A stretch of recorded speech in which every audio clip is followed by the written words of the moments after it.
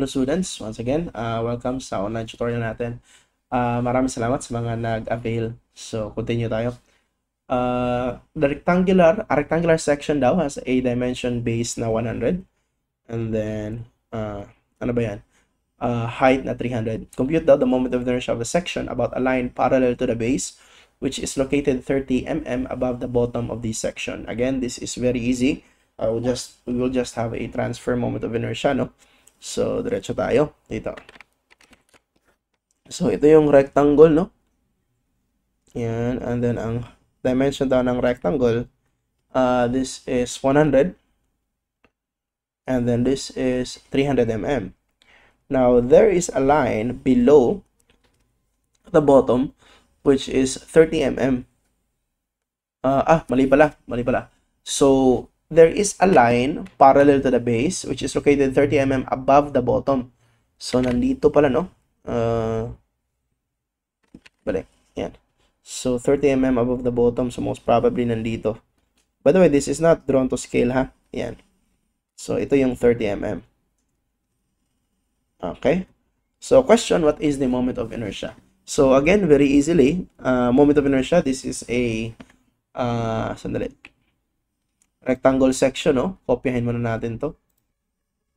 Rectangular section. So, ilipat natin to dito sa given natin. Yan. Okay. So, moment of inertia, that's simply equal to BH cubed over 3 or IG plus area D square. Ganun yun na. IG plus area D square. Okay. Again, this is transfer moment of inertia.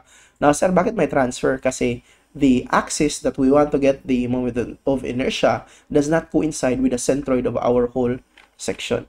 So again, I hope naintindihan lang. So moment of inertia is simply equal to IG, that's the gross moment of inertia of a rectangle. So that's BH cubed over 12, no?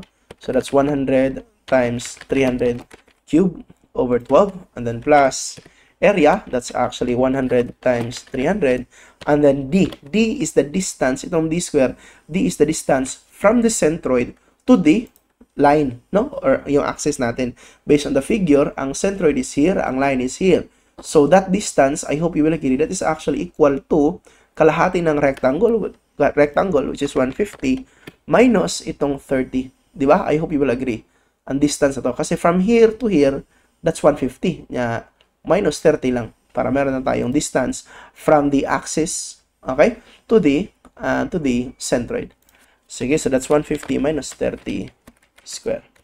Okay, so our answer is 6.5.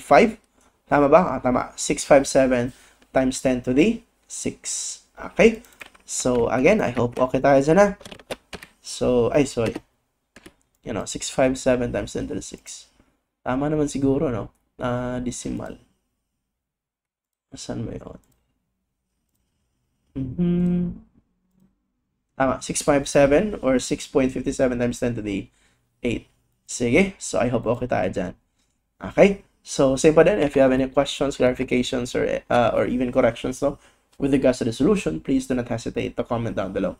Maraming salamat sa panonood and see you sa next video natin. Salamat.